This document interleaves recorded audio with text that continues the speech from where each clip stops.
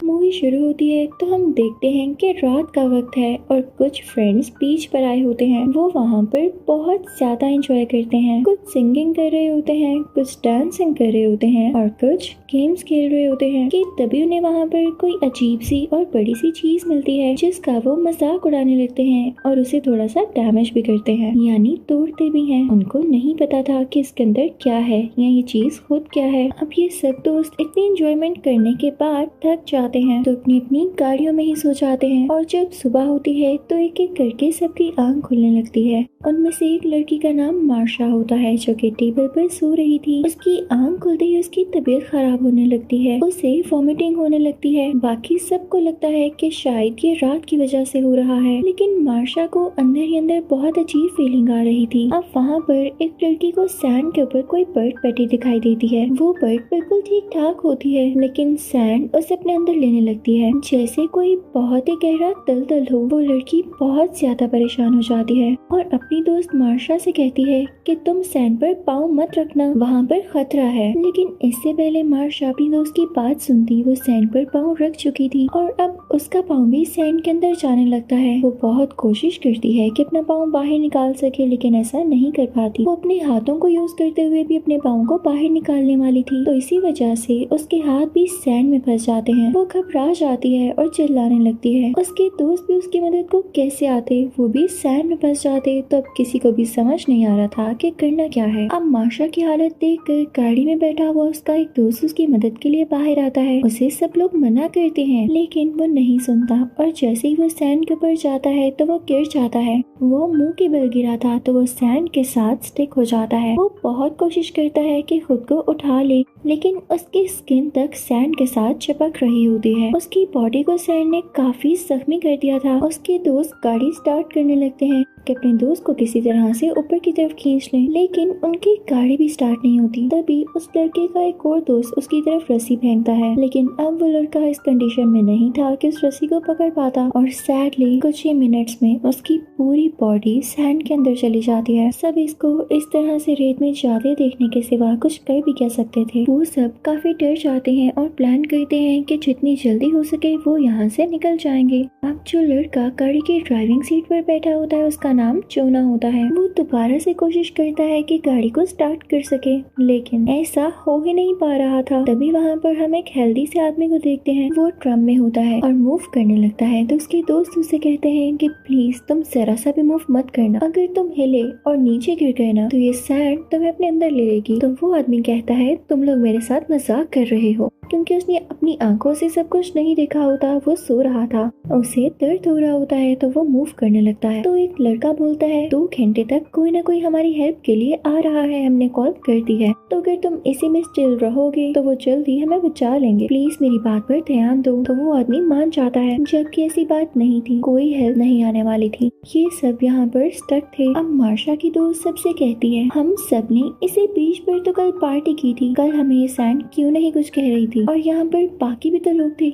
वो कहाँ गए। अब ये लोग गेस कर लेते हैं कि वो लोग भी रेत में जा चुके हैं और अभी तक ये लोग रेत में इसलिए नहीं गए क्योंकि ये लोग डायरेक्ट रेत के ऊपर नहीं थे, अपनी कार्स में थे या किसी ऊंची जगह पर। इतनी ही देर में वो हेल्दी आदमी फिर से चिल्लाने लगता है कि मुझे सनराइज तंग कर रही है। तो उसका दोस्त उसकी तरफ सनस्क्रीन फेंकता है, कहता है कि इसे लगा लो, तुम्हें सुकून मिलेगा। अब वो आदमी उसे लगा लेता है तो उसे थोड़ा सा सुकून आता है। तभी उन सब की नजर उस चीज पर पड़ती है जो रात को उन्हें मिली थी और इन्होंने उसको डैमेज किया था। रात के अंधेरे में उस चीज का इतना पता नहीं चल रहा था, लेकिन वो बड़ी सी चीज एक एग था जिसे इन्होंने तोड़कर या डैमेज करके बहुत बड़ी गलती की थी। अब उसके 2 टुकड़े हो चुके थे, यानी उसमें जो भी कोई चीज थी वो यकीनन अब बाहर आ चुकी थी। और ये भी हो सकता है कि जो क्रिएचर उस अंडे के अंदर से निकली है वो इस सैंड में ही रहती हो और वही इन सबको सैंड के अंदर लेकर जा रही है। अब मार्शा की तो सैंड की तरफ कोई चीज फेंकती है तो सैंड उस चीज को भी अपने अंदर ले लेती है और यहाँ पर इन्हें पता चल जाता है कि वो क्रिएचर इस सैंड के अंदर ही है।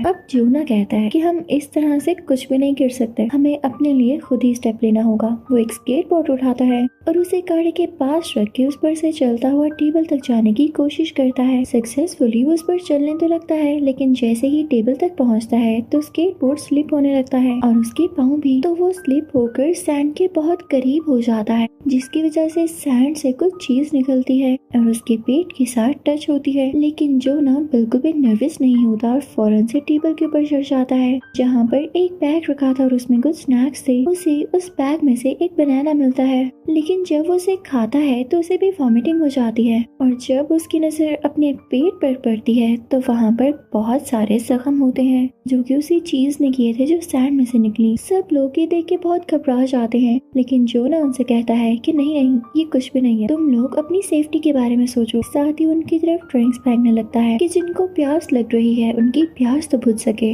लेकिन साथ ही जोना को अपने पेट में दर्द होने लगती है और उसके जख्म से खून भी आने लगता है। तो उसकी दोस्त बहुत उदास हो जाती है और रोने लगती है। तो जोना उससे कहता है कि रो मत, सब तो स्ट्रॉन्ग है ना। और जोना वहीं पर लेट जाता है। तभी गाड़ी में बैठी हुई एक लड़की उनसे कहती है कि हम सबके मोबाइल फोन्स गाड़ी की डिग्गी में है, हमें कुछ न कुछ करके उनको लेना होगा ताकि हम मदद तो मंगवा सके। लेकिन कोई ये रिस्क नहीं लेना चाहता था, क्योंकि यहाँ पर बैठे बैठे कभी भी गाड़ी की डिग्गी खुल ही नहीं सकती थी। तो एक लड़की कहती है कि मैं हिम्मत करूंगी। वो जाकर गाड़ी की डिग्गी खोलती है, लेकिन वो नहीं खुल पाती। तो वो दूसरी तरफ जाती है। ब्लैक हेयर्ड लड़की उसे कपड़े का एक टुकड़ा पकड़ाती है कि वो इसको जोर से पकड़ ले और कहीं सैंड की तरफ न गिर जाए। लेकिन अभी भी वो गाड़ी की डिग्गी सही तरह से खोल नहीं पा रही होती। तो तभी जोना की दोस्त उसे एक रोड पकड़ाती है और उसे कहती है कि इससे ट्राई करो। और यहाँ पर फाइनली वो लड़की गाड़ी की डिग्गी खोल ही लेती है। लेकिन तभी दूर उन्हें कोई आता हुआ दिखाई देता है। वो वहाँ का सुपरवाइजर होता है, यानी बीच पेट्रोल सुपरवाइजर होता है। वो सब उसकी तरफ देखने लगते हैं और इसी ध्यान में वो लड़की जो डिग्गी खोल चुकी थी उसकी उंगलियां डिग्गी में बस जाती हैं, यानी डिग्गी अब बंद हो चुकी होती है। वो चिल्लाती है। वो सब उसे अपने पास बुलाने की कोशिश करते हैं, लेकिन वो सुपरवाइजर उनसे कहता है ये न्यू जनरेशन में ना ड्रग्स लेकर पता नहीं कैसे कैसे काम करती है। लेकिन वो सब उसे बताते हैं कि हम मुश्किल में हैं। वो अपनी गाड़ी उनकी तरफ लेकर आता है और गाड़ी से उतरने लगता है तो वो सब शोर मचाते हैं, सैंड पर पाँव मत रखिएगा। लेकिन जब वो आदमी बाहर आता है तो ये देख के सब हैरान रह जाते हैं कि सैंड ने उसे कुछ भी नहीं किया होता। सबसे पहले तो वो जोना के पास जाता है और उसका पेट देख के काफी हैरान होता है, ये सब किसने किया। उसके बाद वो उस हेल्दी आदमी को ड्रम से निकालने की कोशिश करता है, लेकिन उसका वेट काफी ज्यादा था तो वो अकेले ऐसा नहीं कर पाता और उनसे कहता है कि कुछ ही देर में मैं अपनी टीम को बुला लेता हूँ जो तुम लोगों को यहाँ से रेस्क्यू कर लेगी। लेकिन मुझे समझ नहीं आ रहा कि तुम लोग यहाँ पे कर क्या रहे हो। तो जोना की दोस्त उसे सब कुछ बताने की कोशिश करती है और कहती है कि हमारी दोस्त की उंगलियां गाड़ी की डिग्गी में फंसी हुई हैं। सुपरवाइजर उसके पास जाता है, लेकिन उसकी कोई हेल्प नहीं करता। तो जोना की दोस्त चिल्लाने लगती है। तो सुपरवाइजर उसके पास जाकर कहता है तुम मुझसे इतनी बदतमीजी क्यों कर रही हो, तुम्हारे साथ मसला क्या है। तो वो उसे बताती है कि क्या आपको नहीं दिख रहा कि हम मुश्किल में हैं, हम सैंड पर नहीं आ सकते। पहले ही सैंड ने हमारे 2 दोस्तों को अपने अंदर निगल लिया है। सुपरवाइजर कहता है कि मुझे इन गेम्स में मत डालो, अगर ऐसी ही बात है तो मैं किसी सैंड पर खड़ा हूँ, तुम लोग फौरन से नीचे आओ। लेकिन जोना की दोस्त और उसका दोस्त नीचे नहीं आते क्योंकि वो जानते थे कि उनकी जान जा सकती है। तो वो सुपरवाइजर अपनी गन निकाल लेता है, लेकिन साथ ही साथ उसकी कीज भी सैंड पर गिर जाती हैं। सब उसे कहते हैं कि नहीं, सैंड पर अपना हाथ मत रखिएगा, लेकिन वो नहीं सुनता और अपनी कीज उठाने के लिए जब उसका हाथ सैंड के साथ टच होता है तो सैंड उसके हाथ को भी अपने साथ स्टिक कर लेती है।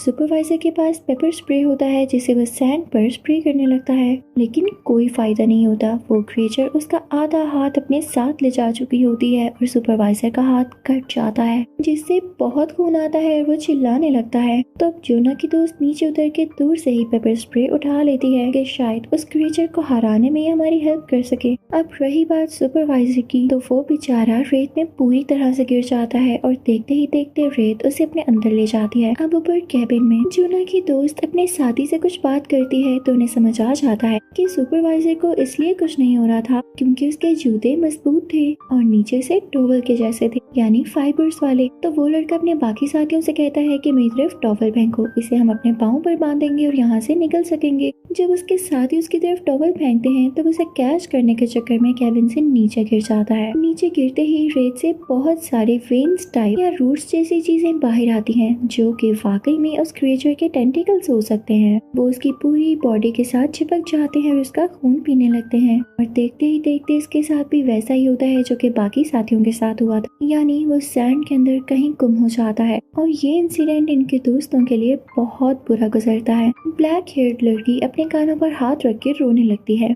तो जोना के दोस्तों से कहती है कि सब ठीक हो जाएगा। वो उससे कहती है कि ये ग्रिल यहाँ पर सीधी करके रखो और खुद एक और ग्रिल उतार कर वहाँ पर रखती है और कैबिन से जंप करते हुए गाड़ी में आ जाती है। जैसे ही वो गाड़ी में आती है तो वो उस ब्लैक हेयर्ड लड़की को एक थप्पड़ लगाती है क्योंकि ये सारा उसी का प्लान था कि यहाँ पर आया जाए, लेकिन ये सब होना उसकी गलती तो नहीं थी। पर अब वो दोनों मिलके उस लड़की के फिंगर्स को गाड़ी के डिग्गी से निकालने की कोशिश करती हैं और कामयाब भी हो जाती हैं। अब जोना की दोस्त उसके हाथ पर टॉवल बांधती है। दूसरी तरफ हम उसी हेल्दी आदमी को देखते हैं जो कि ड्रम में फंसे होने की वजह से काफी ज्यादा बुरा फील कर रहा होता है और उसकी बॉडी क्योंकि उसमें स्टक थी तो वो स्वेल भी होने लगती है और उसमें से खून भी आने लगता है। और जब वो खून बहकर नीचे सैंड में गिरता है तो सैंड में से कुछ टेंटिकल्स निकलते हैं और उनको पता चल चुका था कि यहाँ पर कोई इंसान है तो हो सकता है कि वो उस हेल्दी आदमी पर अटैक भी कर दे। अब दूसरी तरफ वो तीनों लड़कियां ग्रिल को जोड़ते हुए कार से टेबल तक का एक रास्ता बना देती हैं और ब्लैक हेयर्ड लड़की अब जोना तक जाती है। अब वो लड़की जिसकी फिंगर्स डिग्गी में आ चुकी थी तो वो जोना की दोस्त से कहती है कि अब तुम जाओ क्योंकि मेरे हाथ से खून निकल रहा है और अगर ये सैंड पर गिर गया तो वो क्रिएचर हम पर अटैक कर सकती है। तो अब जोना की दोस्त भी उस तक पहुंच ही जाती है। अब सबसे एंड में वो इंजर्ड फिंगर्स वाली लड़की उस ग्रिल पर चलने लगती है, लेकिन बिल्कुल आखिर में पहुंचकर उसके हाथ से ब्लीडिंग होती है और ब्लड ड्रॉप नीचे सैंड पर गिरता है तो वो क्रिएचर थोड़ी सी बाहर आती है जिसे देख के वो लड़की डर जाती है और उसका बैलेंस खराब हो जाता है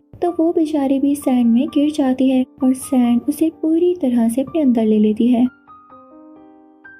दूसरी तरफ हम उस हेल्दी आदमी को देखते हैं जिसके ड्रम पर काफी खून बह रहा होता है तो वो टेंटिकल्स यानी रूट्स लाइक चीजें उसकी तरफ अट्रैक्ट होती हैं और ड्रम पर चढ़ने लगती हैं। ब्लैक हेड लड़की को देखते हैं जो कि अपने पाँव पर काफी ज्यादा टॉवल्स बांधकर सैंड के ऊपर चलने लगती है तो उसे कुछ भी नहीं होता तो वो काफी खुश होती है और अब सुपरवाइजर की गाड़ी के ऊपर खड़ी होती है। ये देखकर वो हेल्दी आदमी भी काफी खुश होता है और एंजॉय करने लगता है कि वो यहाँ से जल्दी निकल जाएंगे, लेकिन उसे क्या पता था कि वो टेंटिकल्स उसके ड्रम को नीचे से बिल्कुल खाली कर चुके थे और अब वो टेंटिकल्स बड़े होकर उसकी पूरी बॉडी के इर्द गिर्द स्टिक हो जाते हैं और उसे सैंड के अंदर ले जाते हैं जिससे वो बेचारा भी मारा जाता है। अब यहाँ पर ये क्रिएचर काफी बड़ी हो चुकी थी क्योंकि इसने इतने ज्यादा लोगों को जो खा लिया था। अब इसके टेंटिकल्स भी ज्यादा स्ट्रॉन्ग हो चुके थे। अब वो सीधा सुपरवाइजर की गाड़ी के पास आती है और उसे हिलाने लगती है जिससे ब्लैक हेयर्ड लड़की गाड़ी के ऊपर ही गिर जाती है और उसका सर जब गाड़ी के साथ टकराता है तो वो बेहोश हो जाती है। अब जोना की दोस्त अकेली बची थी क्योंकि बाकी सबकी हालत तो खराब थी, किसी का पेट इंजर्ड था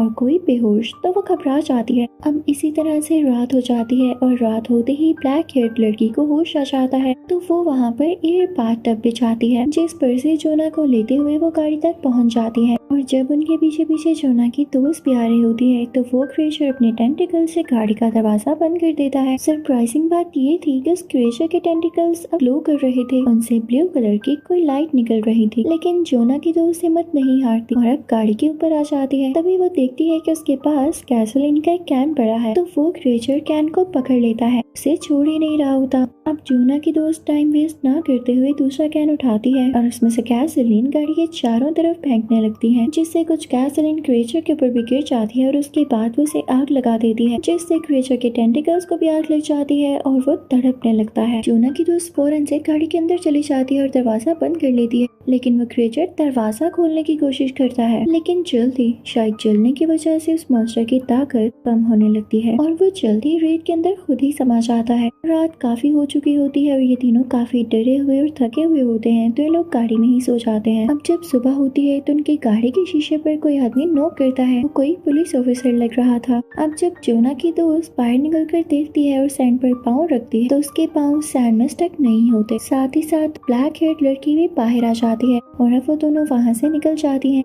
क्रिएचर कल रात जलने की वजह से मर चुका था और इसीलिए सैंड में अब सुकून था, कोई मूवमेंट नहीं थी। जोना की उन जख्मों की वजह से डेथ हो चुकी होती है, जो कि बहुत ही सैड मोमेंट होता है। लेकिन मूवी के लास्ट सीन में हमें एक बहुत ही शॉकिंग बात पता चलती है कि वो क्रिएचर मरा नहीं है, वो अभी भी जिंदा है और समंदर में कहीं है और अब उसका नेक्स्ट निशाना शहर है यानी सिटी है।